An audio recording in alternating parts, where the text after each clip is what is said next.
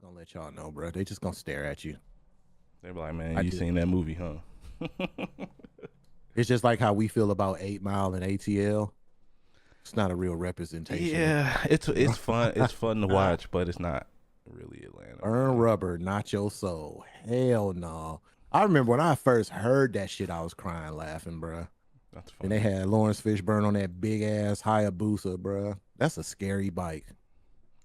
Yeah, wasn't it like his dad or something? Like the story was Yeah, like Lawrence Fishburne's that bitch son like wanted to join or something, something like that. I don't even. Yeah, I guess so. And then you had I gotta go Megan back and going. watch It that was movie. just. It was supposed to be like they thought it was gonna be like the Fast and the Furious with bikes, and yeah, it didn't last long. We didn't get a part two. Fast and Furious, we on part 20, bro. We rolled it, and speaking of, they're bringing back the original in the movie Oh theaters. God, August, why? baby, 25th anniversary. Well, That's insane. I'm 25 there, years bro. of fucking Fast and Furious, man. What are we Hey, bro. doing here? Because some people might say Starship Troopers is the greatest franchise, but I would beg to differ. No, I Is mean, there 25 parts of Starship Trooper? I'm They gonna had be a big ass honest. bargain All bin. all the subsequent movies weren't that good outside of the animated film. I'll just be honest. Like they don't really hold up as well after rewatching them. Yeah. Like the And we second ain't gonna one say was what number they okay, are. but they took this weird turn trying to make it like a kind of like a horror movie type deal. But it's like, man, just keep it where it was. But I I didn't like the digress. way I didn't like the way like it could have been something. I think Starship Troopers honestly could have been a good trilogy in the Yeah, right hands. In the right hands, because part one was really good. yeah. Let me I'll say that. I see. enjoy Starship Troopers. As much shit as I talk, I just be talking shit. But I did enjoy the movie. Great But when film, they yeah. start coming out with them Texaco bargain bin specials, and because I think it was Yeah. two that came out after the original one, and they was like straight to DVD Yeah, it didn't really get like the proper treatment, I proper think. treatment. Yeah, and a lot of the old cast didn't return and like Come on, bro. it took a weird turn in tone. Like and then I mean by the third movie, Casper Van Dien came back to play as Johnny Rico, but it was too late in my opinion. He just wasn't the young teenage heartthrob he was in the original one, bro. Yeah, because That when did chiseled jaw had the ladies going crazy. I yeah, remember. two came out in 2004. When did three come out? 2008. Yeah. And then there was an animated movie. I'm pretty sure that's what the fourth movie was, the animated one. Wait, was it? Yeah, it was. Yeah. Then there was a fifth one. I don't remember watching this one. I think this one they brought Dizzy back to life. Yeah, Trader of Mars. Yep. And I don't think Ugh. there wasn't a sixth one. Yeah. Yep. Hey, Disney was done. Hey, man, look. We've have a lot of subreddits about Dizzy. I'm just gonna say that. Please don't. That's some weirdos, man. All Hey, right. man, I never paid attention to her until I saw this. I was like, you know what? Okay. She was cute. Like, I don't know why Rico chose what he chose. Hey, end of the day, whatever. Classic military story. Getting cheated on. Yeah, Anyway, what? let's get started. We got a lot to talk about. They deployed and get cheated on. Oh Lord. uh. All right. Hello. Welcome to episode 273 of the Super Weapon Podcast, most overpowered podcast on the internet. It's your boy Darius the Artist, and as always, got my co-host DC here with me today. Good morning. It's the Dapper Daffodil here for your listening pleasures. All right, we're here, baby. And I am pretty much excited and ready to go, man, about this episode. We're going to skip the damn pleasantries because we got a lot to talk about. We're going to just jump right into it, man. The state of gaming as a whole. We're going to jump right into it. We're going to have a very deep conversation. This may be a long episode, but I'm excited to talk about it, man. I think that what this podcast is for, this is like our shining light. This is where we get to dig in our bag and really try to break down to you guys what's going on behind the scenes in the industry. And I'm going to let my good man Darius start this thing up. We're just going to jump right into it, man. How you feel about that? Yeah, I figured. I mean, this is like one of the biggest topics, I think, in terms of information, I would say, that's come out over the last few years for the gaming industry. Mostly because there's been so many people talking about it, so many notable developers, notable journalists that have been breaking stories left and right over the last week or so. And I was going to say it's funny. I think it's probably better to say it's ironic that a lot of this has come out right after the heels of what, in my opinion, was a really good showcase for a lot of studios. Summer Games Fest, even the Nintendo Direct for their fans, and the PlayStation Showcase. It seemed like gaming was really riding high. At least at least I was. I was really high on a lot of things until a lot of this news came out, and I guess it's best to start with at least where I first started to see the rumblings of this conversation, and that was with Microsoft. And there were multiple reports coming out that they are in the process of either buying out studios or completely closing them, which could begin late June or early July. And after that, the internet just kind of spiderwebbed out as a whole into all these other potential closures outside of Xbox. But a lot of the conversation was focused on them. So I thought it proper to really kind of start with those, with Xbox as a whole. Mainly because of some of the studios that were in the showcase that may no longer exist either under the Xbox umbrella, or they may just be closed, which is unfortunate, man. Like, excuse me. And we've talked about this, quite a bit over the years that we've been doing this podcast, ever since COVID, how you've had so much investment, not just within the industry, but investors that come from outside of the industry are starting to realize that maybe it was not a good bet on games, as the world kind of started operating normally. And I think this is pretty significant information and conversation to talk about, just because of what could happen after and what the industry may look like going forward. So just a couple of just studio closures and at-risk studios as of June, right? Like I said, so Ninja Theory, we just literally talked about them and their new game Senua, which premiered at the Xbox showcase, is reportedly closed and or in talks of trying to buy themselves out of Microsoft, possibly looking for a new publisher for their game Senua, the third game in the Hellblade series. Compulsion Games, the studio that made South of Midnight, is once again closing and or in buyout talks.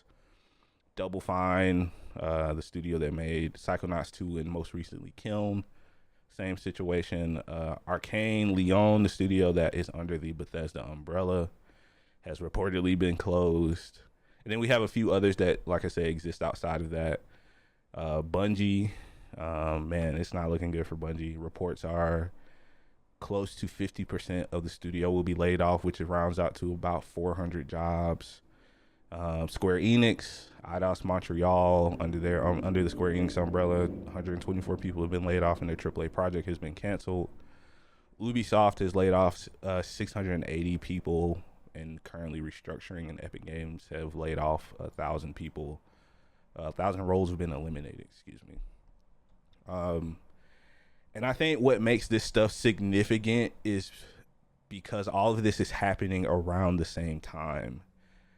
And I don't know if obviously I don't think it was intentional, because like I said, these studios are outside of the Xbox umbrella, but I think this just really speaks to a whole that AAA gaming in its current form is unsustainable with the price tags that they're charging for games, as well as the amount of development time that is spent on AAA gaming. I mean, it's averaging, I think, I was reading some between 5 or 6 years on average development for games. And I know a lot of people, you included, were talking a lot about Compulsion Games and their sudden closure. Doing some digging on that. Apparently that game cost around $100 million. Like South of Midnight cost around $100 million. Took them 7 years to develop. And I mean, like I talk about whiplash, man. Like, and we'll break down a lot of other numbers and stuff, but I just kind of wanted to hear where you kind of sit with all this news. And that's not all the closures, by the way. That's just the most notable ones that I saw. Um, but where are you kind of sitting with all this kind of, like I said, this whiplash of information that's come out over the last like week or so? Ooh, man. I kind of, I don't want to say I like it, but it kind of gets me to dig, like, for this goes without saying. Never been to journalism school. I'm not a journalist. We just talk. We talk what we like to talk about.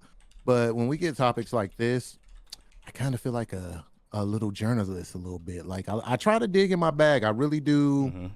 put forth the effort to get online when I can and do some deep diving because I do want to try to bring as much facts as I can to the table when we're talking about stuff like this.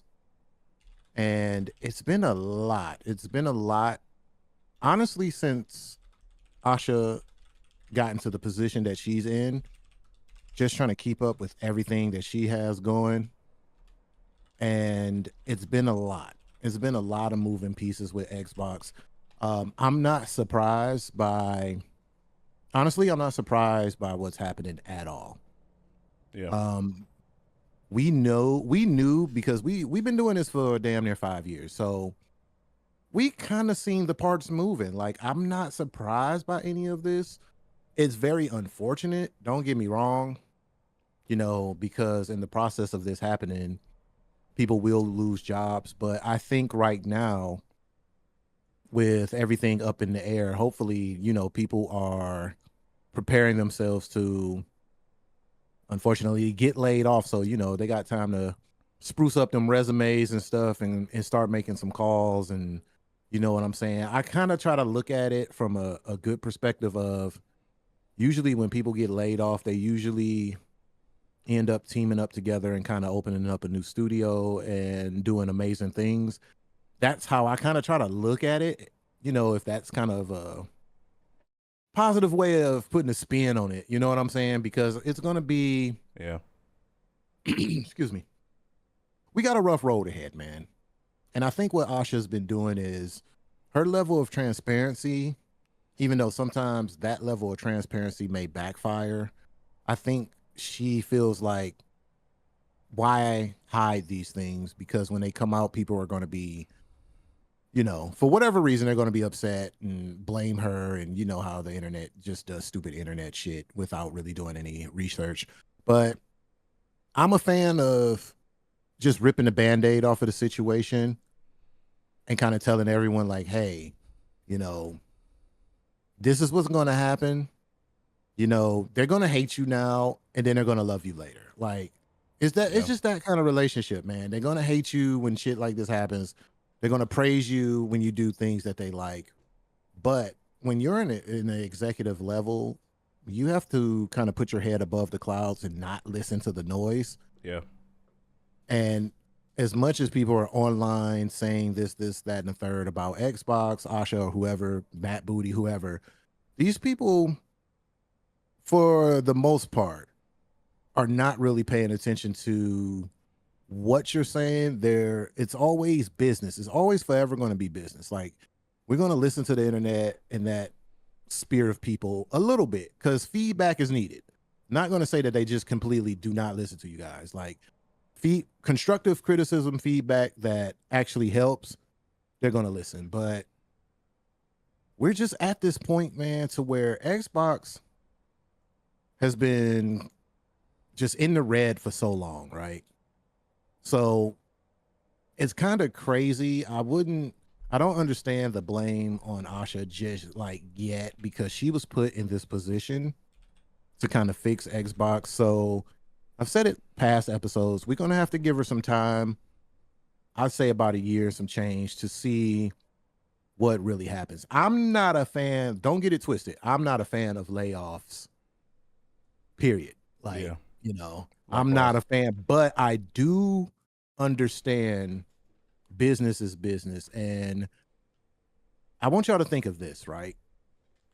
All the stuff that Asha's been doing and saying for the past couple of months, you got to look at it like this. She's in the business of not only making Xbox profitable, but right now she has to make it smaller because right now I feel like it may be a little bit bloated. We got too much going on right now at Xbox. So when you reconfigure and reconstruct and rebuild a brand, it's going to be a lot of shit that we don't like. Yeah. Like layoffs. There's going to be a lot of stuff that's going on that we just like, or from the outside looking in, it's like, oh, big bad Asha, she could have did this and did that, but she'd rather lay people off. No, it's unfortunately it's the cost of business. I hate layoffs, but to course correct this ship, unfortunately, it's going to have to happen. Now, I'll tell you this before I pass the rock to you. I'll say this one last thing. I don't want to see no goddamn layoffs. Then all of a sudden, I hear about Microsoft CEO or Xbox CEO or who, like anybody that's in the hierarchy getting these fat ass bonuses. All right. I agree with You know that. what I'm saying? It happens in other companies. We've seen it happen before. If we got to right this ship, we got to do it right. If people need to be laid off, trust me, I always stand on the side of fuck layoffs. But it has to happen in the correct way. And to me, if you're gonna lay people off, I don't want to hear about no bonus talk. A couple of weeks from now, or whenever they roll out this plan, I don't want to hear end of the year Asha got, oh, she did all this, so we're gonna give her a blah blah blah blah blah. No, you just laid off all these people, and I don't Yeah. want to hear that shit. Nobody wants to hear that shit. But yeah, that's pretty much how I'm going into this situation, man. I know it's not the best when you're looking at it on paper, but when you really dig down, if you run a business, if you ask anyone who runs a business, these are the tough decisions that you have to make. Prime example, my brother, he's in the executive position to where he has to fire people. He says it's the worst part of his job is laying off people. Yeah. Like he hates it. Like he has to go in there. He's the one who go in there and my brother tries really hard to soften the blow, but he's like, there's no like he was like, if you have a soul, there's no gentle way of walking in the office. And he was like, because he tries to do it in person. He's not one of those people who's gonna send you an email or some shit like that.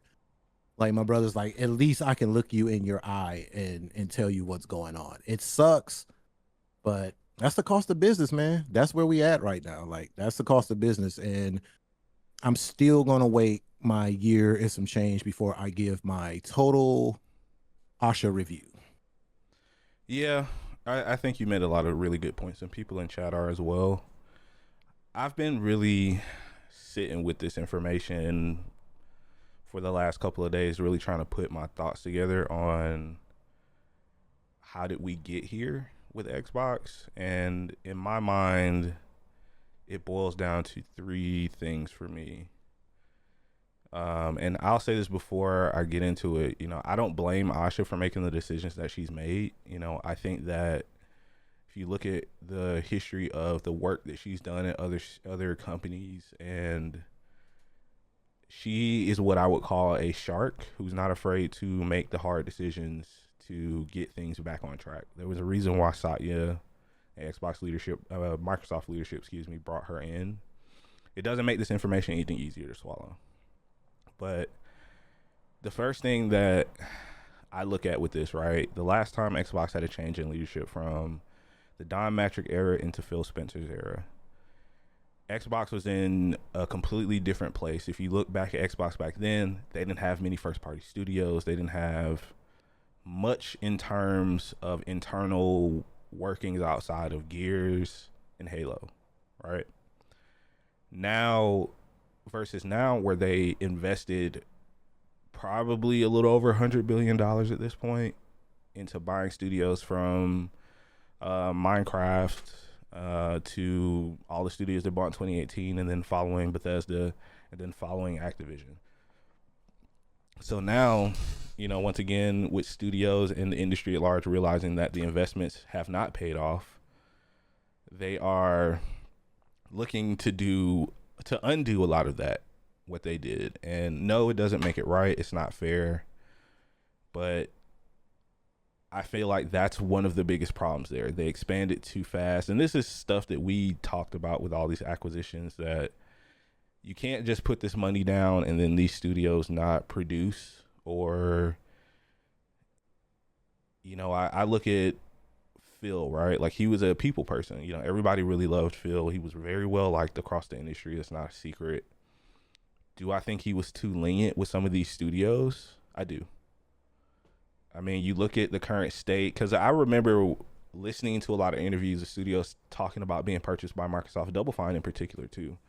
Talking about how it was a big weight off their shoulders, that Microsoft basically told them, make the games you want, and, make good games, obviously. And, the rest should take care of itself. And I think that kind of falls back in the studio's lap as well, because you have a lot of these games that were in development for quite a while and they didn't really produce as well for a multitude of reasons, that people either didn't want to play them, or they weren't the style of game that they wanted, or it was a new IP that didn't have much staying power. I look at, once again, I look at Compulsion Games. It seemed like it was a well-liked game by the people that played it, but for that game to have $100 million budget, to have the amount of employees that were working on it, it didn't produce as much. And my third pillar for that is Game Pass. Mm. I don't think it's unfair to say that maybe Game Pass is not the answer that the industry was looking for. I mean, sure, when it first started, it sounded like a great idea. You spend $10 a month, you get a slew of titles. This was when the streaming industry at large was on the rise. Netflix, Hulu, and a few others that have popped up over the years. That seemed like what the consumer wanted. But as we've talked about for years at this point, we always wondered, what does that split look like on profits? I think that's something else people need to understand, the distinction between profits and revenue. It's like, yeah, you can say you made this much money, but how much did you actually profit off of that? Mm-hmm. And Xbox really, ultimately, it feels like Xbox shot themselves in the foot by keeping all of their games in their first party titles strictly on Game Pass, because that was a lot of our mentality, mine included. It's like, why would I pay $70 for this game if I could just pay 10, $15 a month and just keep playing it, or I'll get my fill out of it at that point. Especially a single player game like Yeah, South of Midnight, like a yeah, single player game to where the replay value isn't really that high. exactly. So if it's on Game Pass, it's like it's a one and done, right? You're gonna play it and move on. But like you were saying, I think when you put a lot of your eggs into one basket and then there's no backup plan, we come to situations like this. I think, and we talked about this a little bit off camera, that Xbox has been kind of trending in the wrong direction for quite some time, and we lived off the hope of they'll do little things that it feels like, okay, we're getting back to where we need to be, but it's been a lot of missteps, if you want to be honest. I mean, even though we speak highly of, the past people who were running things, the Phil Spencer, Sarah Bonds, or whatever, Hmm. you do these things in attempts to kind of lead the way in the industry or whatever the case may be, right? You make a decision and you stand firm on it, whatever that decision may be. Phil Spencer had his idea what he wanted to do with Xbox. People had their opinions of that. And unfortunately, some of the things that he did, and shout out to my boy Phil, but it's a live and learn thing. But Just now we're hasn't in a panned out. situation to where, you know, like you said, Asha comes in and it seems like, she's moving like a robot. Like, hey, shit got to get done no matter like the cost, right? So it's gonna be crazy to see what happens when we move forward with this situation. And it also has me glued to my social medias and news, all my gaming news sites, and I want to see like, will we ever? Do you think that like we'll just ever get to that point where people will be satisfied with what Xbox is doing? I think it's going to be a long road. We're um, never not going to have Xbox. Like, it's going to it'll. be here. I think that'll be a very long ways away, and it's going to be a lot more painful decisions that need to get made. Can you put a timestamp on it if you were to just like give us a rough estimate? 5 years at the earliest, Okay, and that's what I was and thinking. that's I was thinking only about six, if 7 years. and that's only if they're willing to stay on the path that they're currently on, right? Because you look at some of the decisions they've made, where they're trying to bring back exclusive titles back into just the Xbox house, you know. And I know this is a point of contention for people because they're still releasing games on PC. I don't really look at that as a. I honestly, I'm gonna be 100% honest with you, man. I don't look at PC gaming as competition for console gaming. I feel like people like us are the exception more than a normal rule to that. Because you look at like our group of friends, right? Out of all the people that we know that play games, how many of them game on PC and console? It's usually one or the other, right? Hmm. Whereas you have these games that are coming out, and this is what I really want to know what Microsoft is going to do with Game Pass, because if you're already if your studios that are making these double A titles, smaller triple A titles, are being crushed under the weight of sales not being made on IE PC or what used to be PlayStation releases, how are they going to convince people to invest in their hardware ecosystem? Because we look back at the rumors for Project Helix and how it could be a semi-open PC style game, or style console rather.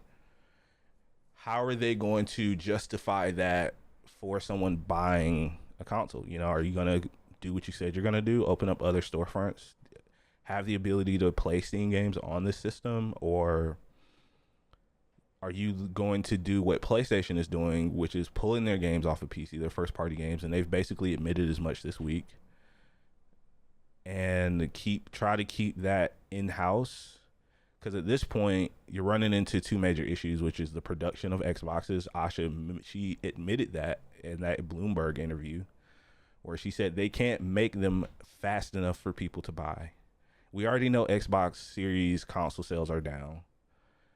So how are you going to convince someone, even if Gears is a 10 out of 10, right? Even if Fable is a 10 out of 10, how are you going to convince someone to buy that on Xbox, or to get an Xbox for that? Are you looking at those games as true system sellers? Does Xbox go back and focus on the core products that they have, which the core pillars, which up to this point was Halo, Gears. I would include Fable in that at this current time, right? And, Hmm. and then you look at what's going to happen with Halo. Let's say Halo Infinite, or the Halo 1 remake sells really well on PlayStation. Are you going to It won't without continue? the split screen. That's not a conversation. Like, are you going to continue to release new, whatever the next Halo sequel after Infinite? Are you going to release that on PlayStation because it may have multiplayer, which could have staying power? Or are you going to do what you're doing with Gears, because Gears has multiplayer as well? And a lot of people may not know this, but the Gears the Gears games that they released on PlayStation didn't sell that well. They didn't do that great. So I think they have a lot of hard decisions and conversations to make. I mean, and they can't just keep raising the price of games. That's another thing. Not just Xbox, but the industry as a whole. Weenie mentioned in chat, he said, if I spend $50 on a game, I'm getting $50 worth of fun. I would rather Ooh, I would rather spend 50. I would even rather spend 60. I would be okay with $60 games. yeah, that's a Versus sweet spot for me. Yeah, versus an $80 game, versus because I'm gonna be honest with you, I wouldn't be as excited about Star Wars Galactic Racers that's coming out in October if it was 70, $80. I wouldn't be. But it's a smaller scope of a game, if you will, that's going to cost 50, $60. Maybe, and it's, I used to be against this, but it might not be a bad idea. I've seen some people even floating around the idea that we may see a reduction in the price of games as well as the scale of games that are coming out. I don't think it's crazy to say that we'll probably start getting less AAA titles over the next 5 or 10 years. Once again, just based off of the investment, like here's some like numbers I found, like listening. And if you guys haven't listened or check out Jason Schreier, he's been doing a lot of really insightful YouTube videos. If you guys don't want to read his Bloomberg articles, he's been consulting with developers, and if you guys know him, his reputation is good. He's one of the more trustworthy sources in the industry, which is how he's built his name up. But like the average cost of like a mid-tier AA game is $20 to $50 million. A standard AAA game between 80 to 200 million, and then blockbuster AAA games you're looking at 300 to 500 million plus. That's not fucking sustainable. Like, you're talking about your Call of Duties. You're talking about I mean, hell, I can't even imagine how much money Fable has cost. That game's been in development for almost a decade at this point. And you gotta pay the people. Yeah, and that game, they did not announce that one was going to be exclusive because probably two things: that they probably had contracts in place for this to be released multi-platform, and once again, the amount of time and investment that they've spent on this. Like, it's just not sustainable. I mean, a lot of people, myself included, weren't around for the video game crash in 1983. That almost ended the game industry. Like, it almost could put everything. And some people are speculating we're heading towards something similar, which is a scary thought. And I'll get DC to add this article I sent to him, the Substack opinion article. Forget the gentleman's name, I'm drawing a blank here, but he was talking about the state of video games. The name of the article is The Death of Video Games. I highly encourage you guys to read it. Put that in Discord. It's such a good read, man. And he talks about how, I mean, you look at the younger generation of gamers who are turning into young adults now. Most of them are playing Roblox. Most of them are playing Fortnite. They don't care about these games that these traditional quote unquote video games like we do. Like we grew up because they have access to other forms of entertainment, a la YouTube, TikTok, Instagram. They grew up with so much other styles of entertainment that gaming necessarily isn't their only form of fun outside of going outside, right? So, these studios and these companies are competing for time, they're competing for attention, and it's a lot, man. And honestly, I do think we're heading towards a really big reset for the industry, probably bigger than we've ever seen. I'll give you guys some more numbers, right? Like I like numbers because it puts stuff in perspective for me.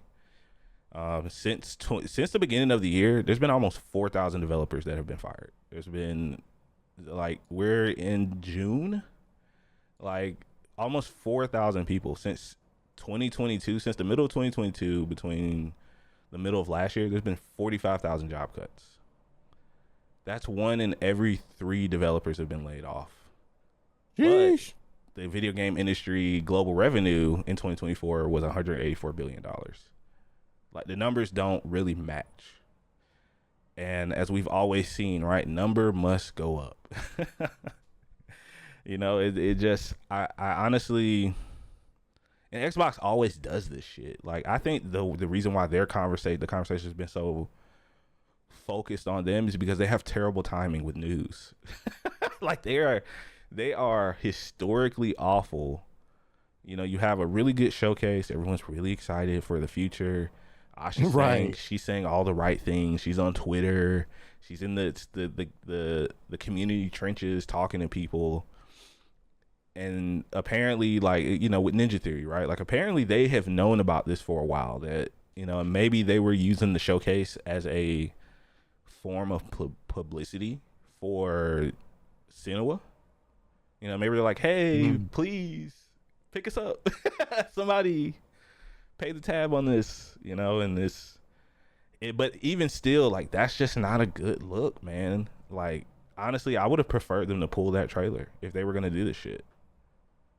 Like, Yeah, it's just so strange, right? Like, you show this game that's supposedly supposed to be a part of your big return or the big turnaround, as I like to call it. yeah, And then it's like, well, the studio's no longer here. yeah, Like, so why did we even show this game?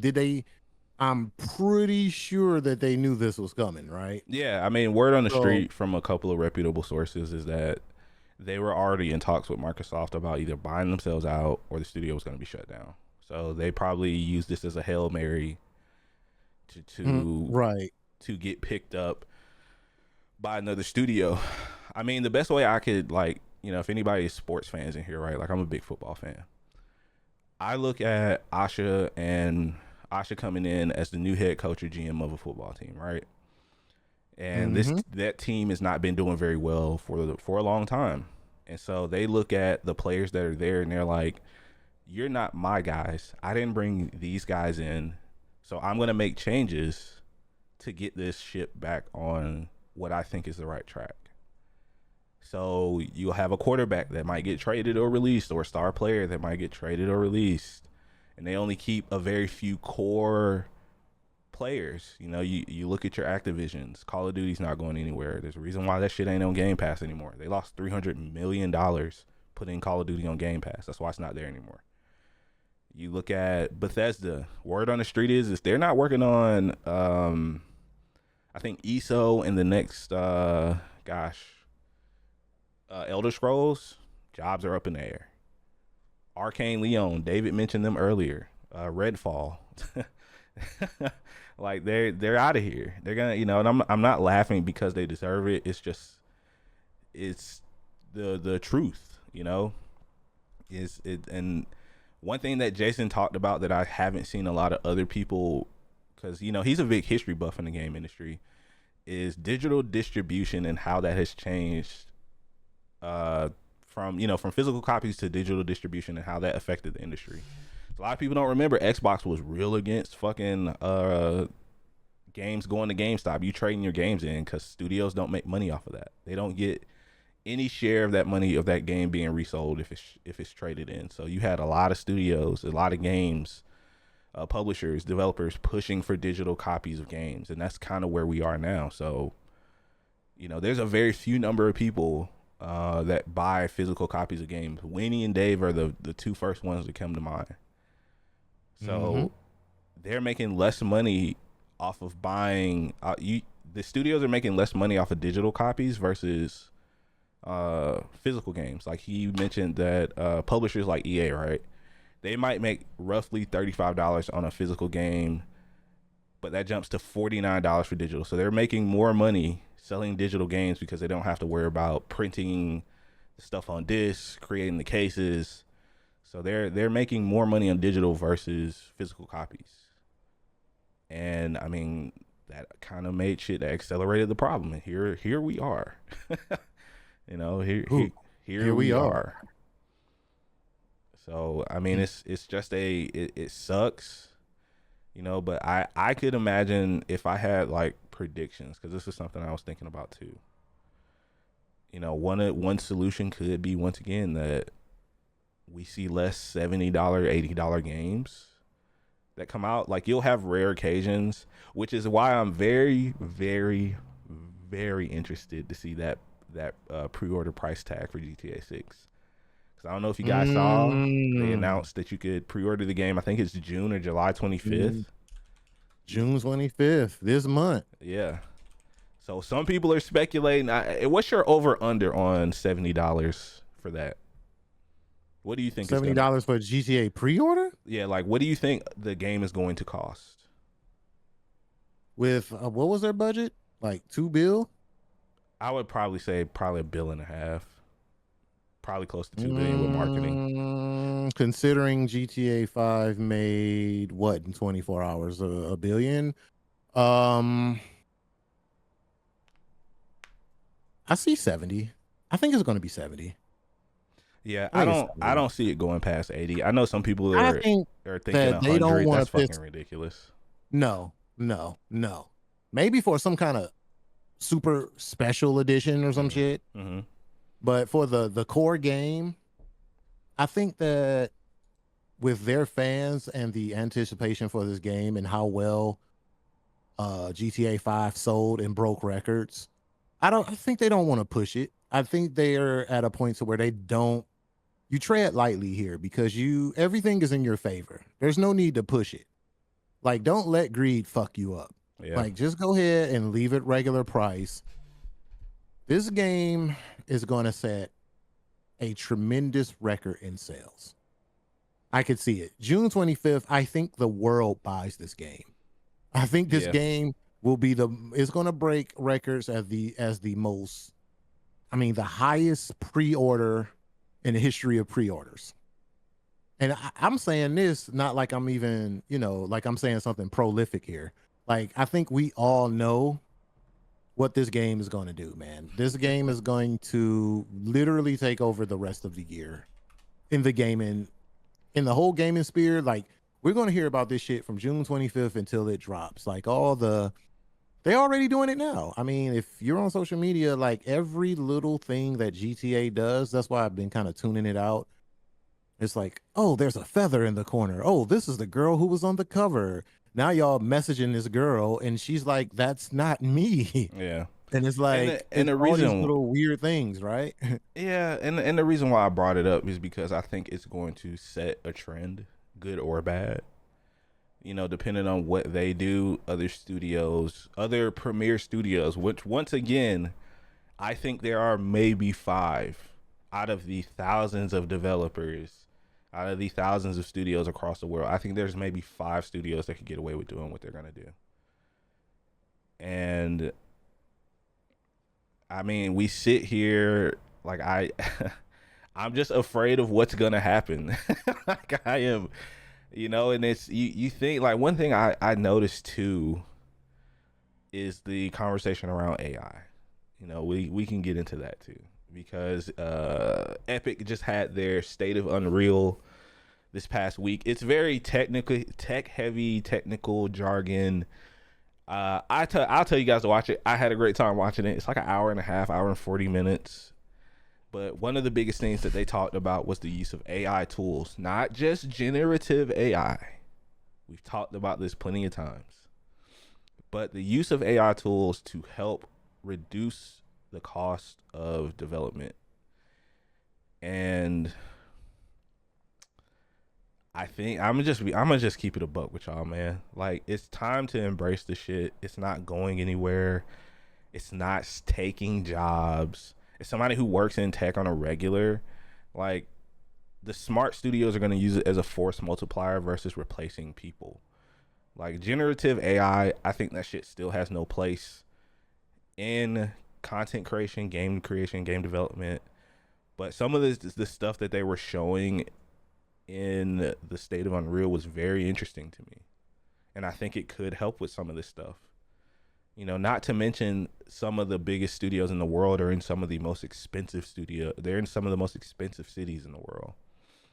That's why you see games that are coming out from overseas that are doing really well. From the Middle East to China. China's really big right now. Their government is investing heavily in game development right now because they see it as a chance for them to take a share of the pie. They don't have their cost of living isn't nearly as high as it is in America. And for the life of me, I don't understand why studios won't build fucking companies outside of California or Washington. I hate it. Like I don't understand it. I never will, man. Or hell, even New York, you could say. Maybe that's something they could look at too. Because I think Jason he mentioned that the average cost per developer per month is somewhere around $15,000 a month. So if you imagine if a studio had 100, 200 people working on a game, like that shit adds up quick. And then if they spend 5 to 7 years working on a game, like you're talking about just to pay people to give them health insurance, the cost of rent in the cities that they live in, like you have to pay livable wages. Because what happens if someone's unhappy with their job, their work suffers. We've been unhappy at jobs before, and we just like, I don't feel like doing this shit. I'm just gonna do bare minimum, and that's gonna affect game development. You know, it's just bad all around right now. And I think that this isn't going to be the end of closures that we see, you know, but pay attention to some other studios outside of some other publishers outside of Xbox, because let's not forget, Sony closed Blue Point Studios, one of the most highly regarded remake studios that they had under their umbrella. They closed them. It was like, yeah, sorry, you guys aren't doing that well. I knew Weenie was gonna get mad at that. A lot of people forget about that. You know, can't forget about Blue Point. They're on the verge of gutting out Bungie because they didn't get their money back. They didn't get a cost investment. You know, like outside of what Sony Santa Monica and Naughty Dog, if you're not producing, they get rid of your fucking ass, man. That's just like what happened with the studio that made, what was the zombie game? You were on a motorcycle. Oh gosh, I'm blanking. Somebody in chat will tell me. It was a Sony studio. Somebody will tell me. I can't think of the name of it. It's gonna it's gonna bother me. Sony. But I want to, zombie. while you looking up that, I want to just Days harken Gone. back. Thank you, Dave. Thank you. Yes. Studio I want behind to that. harken back because what Weenie said, I just want to touch on this real quick because he was saying, you know, what's going to stop them from being greedy is the amount of money that Grand Theft Auto is going to make on the back end. These are just the core game copies here, right? Yeah. Just to let y'all know, for those who are in the know, GTA roleplay is a very big part of Grand Theft Auto. And with GTA 6, they are looking to pretty much create their own 5M. So they'll be teaming up with NoPixel, which is one of the biggest role-playing servers out for GTA. And they're looking to do collabs with brands and things of that nature. So it's going to be a money tree between GTA 6 Online and GTA RP. This is why I think initially they'll just charge $70. They're not going to try to push it to like 100 or something that's going to turn people off. I think I agree with you. We leave it at $70 here, the price of entry, to get people to come into that world, and then they hit you upside the head on the back end. That's my thinking. I could be wrong. No, I agree with you, man. Despite what people may think, I think there's a price threshold to where people are going to be like, fuck you. And I think that's over $80.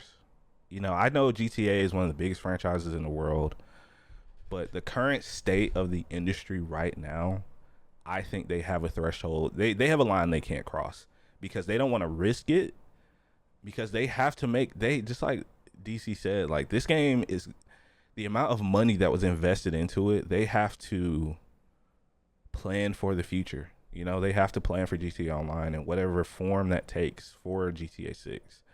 They have to plan for the eventual PC release. Like, they're not going to risk. They can't. They literally can't. It would be the end of Take-Two if this game flops. And I don't think I'm being hyperbolic at all. This game is literally the biggest bet that they've made in the studio's history. And if this shit does not work out, this could effectively be the end of the studio. And they just can't make that gamble. And I don't think they're willing to. So that's why I stick at $70, maybe $80. I mean, it'd be something weird, right? Like $74.99. You know what I'm saying? It'd be something stupid. Like, yeah. And I mean, it's going to send a shockwave through the industry, because we're not the only ones watching. Studios are watching this shit. Publishers are watching how this is going to perform, because everybody borrows from everyone else these trends. You know, everyone tried to be Destiny from the 2010s to the early 2020s. They're pretty much all gone. Outside of Warframe, they're all gone. You look at Anthem. You look at gosh, I can't even think of one outside of Anthem, because that was like one of the bigger ones. Like it's such a hard investment. It's hard to steal that secret sauce. And like I said, I think GTA is the #1 premier studio in the world. I don't think that's me being biased, because I don't play RP. You know, I played the hell out of GTA Online when it first came out, but eventually I fell off of it. Like it's Yeah, just because wait. But why did you fall off of it? I got Because they got bored. greedy. Yeah, I got bored, and I didn't like some of the things that they were doing. They made it not fun. Yeah, because remember, remember when like, okay, this is how this is what we mean by making money on the back end, right? GTA Online when it first started, clothes in the clothing store was like 15. They were real clothes Mm-hmm. prices, $15, $20. You know, prices like that. And then all of a sudden it was 18,000 for a shirt. Which what this does in the economy, online economy, is it was forcing people to either you were being punished basically by having to grind the game to death or purchase in-game currency known as shark Shark cards to cards. buy some of the most simplest things. Cars were reasonable prices.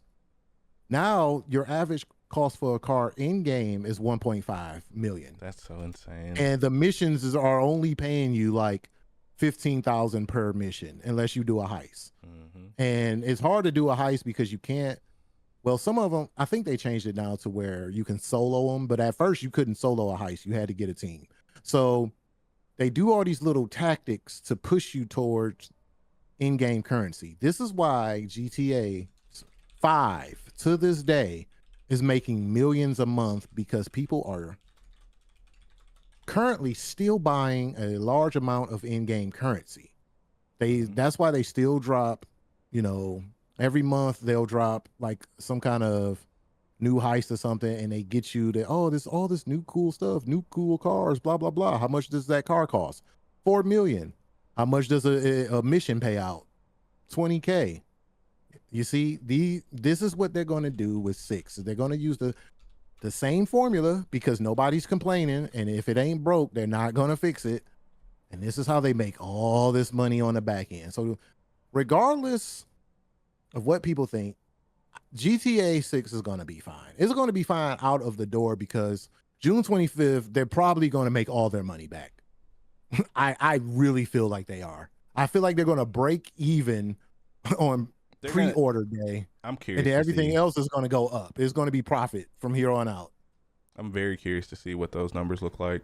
And the Teacher Bro says, you know, he thinks there's a lot of better games coming out of GTA, right? So let me hit you a little. Once again, I like numbers, right? Wolverine. Well, it's not even that. Like I'm not even about the opinion of whether people think it's better, or that's a whole other conversation. But one of the biggest issues nowadays is the amount of games that are being released every month. I just did a quick Google, right? There's roughly 1,600 games that are released on Steam per month. Per month. Who's playing all that shit? There's so much. We are quite literally spoiled for choice. And you factor in, like I said, the generations that come after us that aren't as invested in gaming. You factor in just like you DC said, the time. There's not enough time. There's not enough ad space to promote all 1,600 games. And even then, only a small number of those games, like you have to, there's certainly, for people who don't know, right, for Steam, there's certain thresholds that have to be hit for Valve to enable community features like trading cards and badges and stuff for that game, which would get it more promotion. There's less than 20% of games that get that are released. So you're fighting an uphill battle if you're a solo developer, if you're a small team. Like, you know, you won't always get a Clear Obscure. You know, for every one of those you get 100 Redfalls. It's just, I don't know what the fuck the solution ultimately is, or what the future is. I just know that, and everyone in the industry seems to agree, that we cannot continue down the path that we're going, because the industry is going to keep shrinking and shrinking and shrinking and shrinking, and until it crashes. You know, like I highly encourage you guys to go look up any documentaries. I'll see if I can find the one I watched about the 1983 crash and why it happened. But I mean, we're at such a bigger scale than the 80s and 90s for gaming. like unfathomable amount of money. Like I think the projections, where was it? I had it in my notes somewhere. I think the gaming industry is projected to hit like $280 billion or something like that in the next 5 or 10 years, which is an insane amount of fucking money. Like I don't know what Xbox is gonna do about their first party strategy. Is it going to work? I'm not convinced. I'm really not. Is it gonna make me go buy an Xbox? I'll tell you what. Outside of that 25th year, that 25-year anniversary one, I didn't want an Xbox before I seen that. I'm gonna just be honest. They got me. They got me with the nostalgia. I want one. I'm gonna try to get one. I ain't gonna lie to y'all. But outside of that, it's been 6 years and I haven't bought a Series X. I've had a few opportunities to. I just didn't want one. DC is literally the only person I know that has one that plays his, on a regular basis. Me and Forza, we have such a deep bond. You know what I mean? Like, Gears looks great. I'm excited for Gears because I'm a huge Gears of War fan. I'm a huge Fable fan, as we've talked about, last week and the weeks before. But ultimately, is this going to help Xbox dig themselves out of this hole? Like, what the fuck are they gonna do? I've seen people even speculating that the studios at Xbox, PlayStation are gonna push back the releases of the next generation consoles. They're not gonna do that. Y'all can go ahead and get that thought out of your head. They're not going to do that. They're just not. Like this, it's wishful thinking. I think it's a high likelihood we get another Xbox next year because they want to use that momentum to get people to buy in. No one's going to care about an Xbox Series X 2 years from now. No one's going to care about a PlayStation 5 or a PS5 Pro 2 years from now. They're going to wonder what's next because that's what we as consumers do. Just be honest. And I'm not blaming the consumer because it's not our responsibility for these studios to produce good games for us to play. That's why I said that, I think that the blame falls on both sides of the fence. I feel bad about, I didn't even say we talked bad about Senua. I just said it wasn't for me. I feel bad saying that now, knowing what the hell they face. But I mean, it doesn't change I'm not going to buy the game. I'm not going to play it. Let's be honest, I'm not. Well, I mean, like I said, long as you come across, I feel like you can have opinions about a game, long as it's not from just like an asshole standpoint. Like if you're not going to play a game, I mean, it is what it is. You know what I'm saying? Everything can't be for everybody. So for you not to like it, there's probably 5 people who, they might like exactly. it. So, yeah. But for that to kind of happen, and then I've been arguing, I probably shouldn't do this, but I've been arguing tooth and nail about South of Midnight with racist people online for about maybe the past 5 days. I know I shouldn't argue with trolls, but racist people are fucking dumb and they get on my nerves. Like, stop asking stupid questions. Oh, it was a woke game. Like all the buzzwords that piss me the fuck off. You know what I call that? I shouldn't do it. I know I should not do it to myself, but I love that game so much. I just felt like I couldn't hold it in. I had to say something like, yo, I will find you. Like, shut the fuck up. Like, what are y'all talking about? Those people are being intellectually dishonest. That's my new phrase for people like that. You're being intellectually dishonest, man. You don't know what the hell you're talking about. You're just following what you see on the internet. You don't even know what the fuck woke means. That. Yeah, stop being intellectually dishonest. Like, you just don't know what the hell you're talking about. That wasn't why that game didn't do well. Like it had nothing to do with it. Like literally nothing. But it's just I might have made that the title if it made sense. Rain, yeah, we're a woke podcast, Rain. Sorry, man. We can't help it. We're woke. Right, thanks, Weedy. Right, bye. Whatever that means, right? Right, whatever because the fuck that means. Every time I ask the question, every time they say this on the internet and I ask the question, no one ever gives me an answer because if you write it out loud, you sound like a dumb piece of shit. Yeah, like you're just explain to me, what does this woke mean? Explain to me what your definition of woke means. They'll never do it. Tell them don't Google it. Even take it a step farther. Be like, don't Google it. Tell me what you think that means. What does that phrase mean? People has given me all kind of replies, but a fucking answer. Yeah. Like you still have not answered the fucking question. And they Like won't. you're just babbling about some bullshit. Not Just say that if it ain't a certain person, you don't fucking like it. Like we don't have yeah, to beat around the bush here, bro. It's what I like to call it is gentle racism.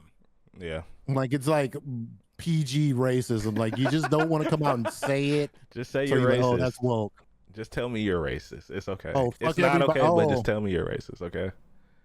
I would rather people say it to my face. Like Just tell me say you you don't don't like like black people in the stories we tell, just say you man. don't like me, man. It's cool. It's Stop cool. Like stop being intellectually dishonest. Just yeah, just you could just say you don't like me. I'm not your cup of what is it? Cup of Joe. all right. You know what I'm saying? Like, Oh my you goodness, know, man, that's so call funny. me a black bitch, man. It's okay. Okay. I won't punch you in the face. I uh promise, man. We could laugh together about this. I'll be a black bitch. yeah. Whatever, Like you're whatever. still an But idiot, but we can have a good laugh, right? whatever, man. You know, I've Yeah. learned. Like I told Darius, the last 2 weeks, I've just been in a mode of zen. Like things I can't change, I ain't worried about, and the things that I feel like I can add something to or change. Hey, we're here, man. We're here. Positive Oh, vibes. yeah, no All matter right. what, man. And I know for people in chat, Rain was just bullshitting. I don't want y'all to think he's being serious. He was just telling a joke. Yeah. We know Rain. We know Yeah, his sense of we know humor, he. Yeah, but he's a good guy, man. He didn't really mean that. he's a But little asshole. But you know, yeah, what can you do? What can you do? We love a good asshole. But anyway, yeah, back to it. yeah. um, But this is once again the current state of the industry. We wanted to have this conversation about it, and we appreciate you guys for tuning in today. I think that covered most of the news that I saw. But we're gonna keep our eyes on it, man. As always, support the games and the developers that you want. Vote with your wallets. Don't be an asshole on the internet, man. Learn to have real conversations. Do research from all sides of the fence. Because I've even seen some developers take some very interesting stances upon these points, where they were throwing the blame back to the consumer, and you can't do that. Like, in my opinion, you can't blame the consumer for the problems of the industry, because expectations are always going to go up. That's just how the shit goes. And that's just kind of where we are with it. And please educate yourselves on AI, please, for the love of God. or Arnold will come for you. Like, let's all be a little bit more educated when it comes to AI and the actual use cases that make sense. Once And if you again, have kids, yeah, and I'm not talking about generative AI. I will never agree with that. I'm just going to lay that out again. Please do your proper research. I highly encourage you guys to watch The State of Unreal. Like I said, it's very technical. It might be boring for some people. I thought it was fantastic, probably because I went to school for game design and I work in IT now, so it was very interesting for me. sure. And we'll put some of the resources that we found online into the description, as well as Discord, because this conversation obviously can't be contained in just one simple podcast. So I'd love to keep talking to you guys about it, hearing your differing opinions. If you guys disagree with us, please tell us why. I want to know. Like, I'm in this to learn and inform. So, that's why we started the podcast anyway. But if DC doesn't have anything else, I guess that's a good place to wrap her and dapper, man. I think this was a very good episode. I always love talking about the business of games. It's always highly interesting to me, because I want games to be around as long as possible. I don't want the industry to crash. I don't want studios to close. But sometimes hard conversations need to be had. And unfortunately, this week was one of those weeks, it seems like it. So, I think that's a good place to wrap her and dapper, man. Thank y'all for hanging out for episode 273 of the Super Weapon Podcast. If anything else happens, obviously we will be back to talking about it next week. Otherwise, next week we may just go back to talking about some games that we may have missed from the announcements, or maybe some developer interviews, something light and fun, kind of get back on the good side of gaming for a little bit. But I don't really have a lot, man. Just want to say, once again, I appreciate all our listeners. I appreciate everybody that comes in the chat. We love you guys around here. This is why we do this, so we appreciate everybody who either shows up and says anything or just kind of sits back and listen. We appreciate every single person that shows up. And you guys can find me everywhere. Darius the Artist. Not as active on Twitter much anymore, but if If you guys want to at me and we can have some conversations, I'm down for that. DC is very active on Twitter. Very. He's I live there. always in the trenches arguing with people, so he'll definitely get a response from him. So please reach out to us, man. We love you guys. Thank y'all for hanging out, and thank you veterans that he's holding up right now. And of course, I can't forget Happy Father's Day to all the dads out there. Father's Day is tomorrow. Ooh. Have to once again mention that, being a dad myself. We appreciate the men here, and happy, and it is Men's Mental Health Month. I did mention that last episode or episode before that. So just know that we here at Super Weapon are thinking about you guys. All right, that's it. All I got. DC. Yes, I wanna just give a shout out to all 14 of my kids all over the US. Yes, 14. Father loves you. Father loves you. Hey, Papa was a rolling hat, all right? Well, let me tell you. He was out here. He was being a little tati boy. That's a joke, Chad. I do not have 14 kids, okay? 14 big head ass kids running around? Hell no. But shout out to you fathers that's doing the work. Yes. Shout out to all my friends that are fathers. Dre, Dave, Ivan, all you guys, all my friends that are fathers, anybody that I missed. Men, we matter. Our health matters, man. Yes. Don't let the world tell you any otherwise. Don't let women ruin this. We love you, ladies, but this is our month. Leave us alone. Oh my goodness. Let us be. I'm sure that's gonna go. But yeah, well. man. Man, the ladies know that come on, man. I'm dapper. Come on, dapper. I'm just kidding. I'm just kidding. You know, ladies, my inbox is always open if you need a shoulder to cry on. Not too much though, because then my shirt's gonna get wet. But anyway, guys, this has been a great episode. Family, friends, my beautiful chat, all the folks in the beautiful chat. We love you guys. Rain, you're kind of hard to love, but you're like fungus. You grow between the toes, But we love Rain too and his asshole antics, bro. Rain, you're a special guy.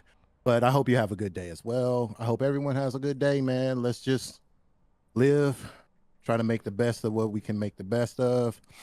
Roll with the punches, overcome the odds, kick a little ass, and also relax on this fine Saturday. And to all my World Cup people out there watching and keeping up with soccer, it's been so USA, fun. USA. Yes, it's been so fun. And me just being a little thotty boy riding around town, meeting various people from all over the world. It's been kind of fun, man. It's been kind of fun. Atlanta has been like, the energy in the city right now is crazy, man. It's going down, but I'm not going to talk y'all ear off because I'm actually ready to play some games. Have a good Saturday, guys. All right, guys. So, let me end of the podcast episode, man. If you guys are in the chat, hang around. We're going to play some video games as always. Otherwise, our audio listeners, we will see you next time. Peace. Peace.